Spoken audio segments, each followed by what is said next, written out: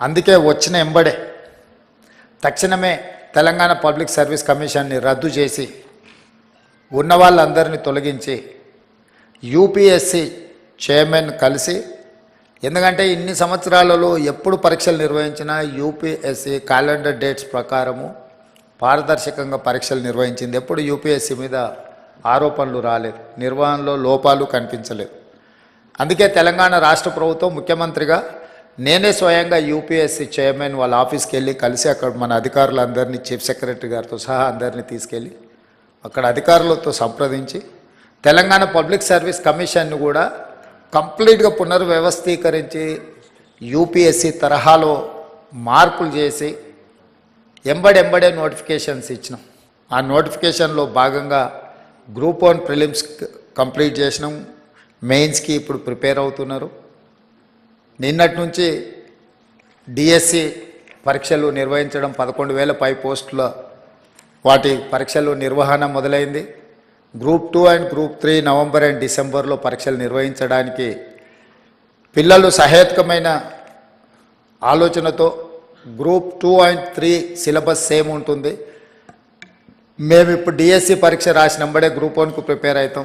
మళ్ళీ group 2 prepare అవ్వడానికి కష్టం అవుతుంది అని అంటే వాళ్ళు చెప్పిన సమస్యలో కొంత విషయం ఉన్నది కాబట్టి మా బట్టి విక్రమార్క గారు ఎంబడే public service commission chairman Mahender Reddy గారితో మాట్లాడి ఈ విధంగా విద్యార్థులు లేవనెత్తుతున్నారు, ఇందులో కొంత విషయం ఉన్నది, మీరు ఆలోచన చేయండి అంటే తక్షణం పబ్లిక్ సర్వీస్ కమిషన్ కూడా గ్రూప్ 2 పరీక్షల్ని గ్రూప్ 3 పరీక్షలతో పాటు నవంబర్ అండ్ డిసెంబర్లో నిర్వహించడానికి ముందుకొచ్చింది.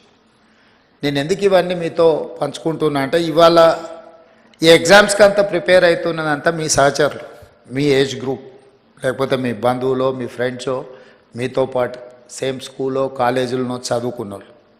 ఈ ప్రభుత్వానికి మొదటి ప్రాధాన్యత నిరుద్యోగ సమస్యను పరిష్కరించడము.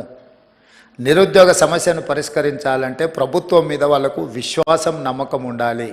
ఎస్, ఈ ప్రభుత్వం పరీక్షలు సరైన సమయంలో నిర్వహిస్తుంది, సమర్థవంతంగా నిర్వహిస్తుంది, సమర్థులైన వాళ్ళను ఎంపిక చేస్తుంది, సామాజిక న్యాయాన్ని పాటిస్తుంది, SC ST OBC reservations and women reservations అన్నిటినీ పకడ్బందీగా అమలు చేస్తుంది. ఎవరు ఎలాంటి ఆలోచనలు కానీ అపనమ్మకాలతో ఉండాల్సిన అవసరం లేదు అనేది ఆ భావన రావడానికే ఈరోజు పబ్లిక్ సర్వీస్ కమిషన్లో సివిల్స్ మీరు ఎగ్జామ్స్ రాసిన వాళ్ళు ఎవరు కూడా ఎగ్జామ్స్ నిర్వహించిన సంస్థ మీద ఎవరు ఆరోపణలు చేయలే.